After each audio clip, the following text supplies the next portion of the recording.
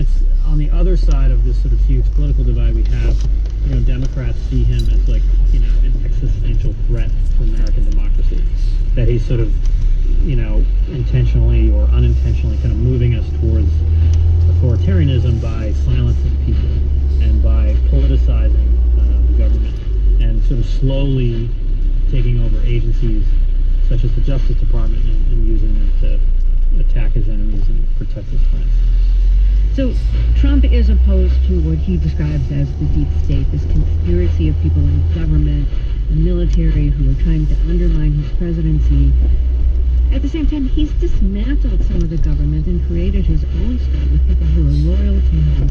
Let's start with how he's dismantled a lot of the government. He's fired so many people who have contradicted him or who have just stood up for facts or who represent the possibility of oversight, like recently Michael Atkinson, the Intelligence Community's Inspector General, who took the whistleblower's complaint to Congress about Trump's phone call with the Ukrainian president. This is the quid pro quo call that led to his impeachment.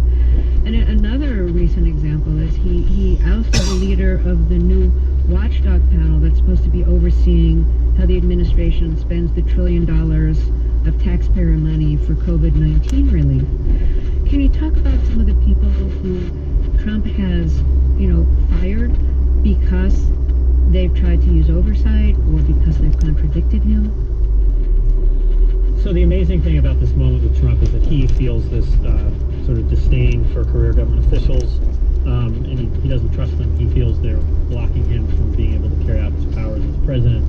And then he's joining a long-running, decades-old conservative belief that the presidency was sort of weakened too much in the 1970s.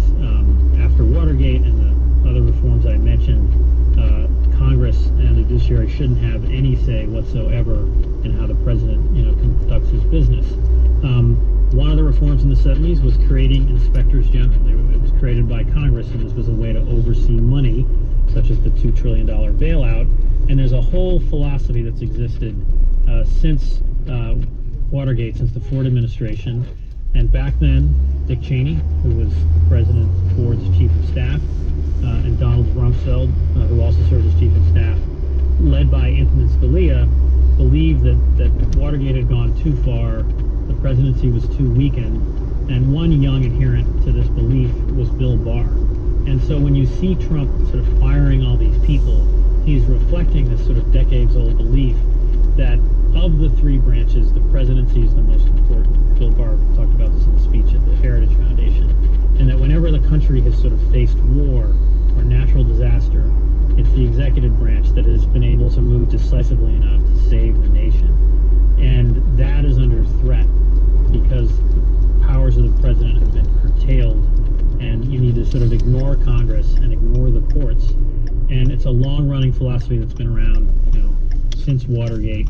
It slowly gained more credence in conservative circles, and Bill Barr has spent his whole life fighting for this, trying to, stop congressional oversight, trying to limit the powers of inspectors general, and he's now serving a president that I don't think believes in any of these philosophies, but is very much about concentrating power in his own hands, and feels that, everyone around him in the government is trying to thwart him from carrying out, he feels I am the democratically elected president, and he is right. There's a mandate that comes out in every election, and the people who are elected, senators, members of the House, the president, should be able to enact the promises that they made to voters.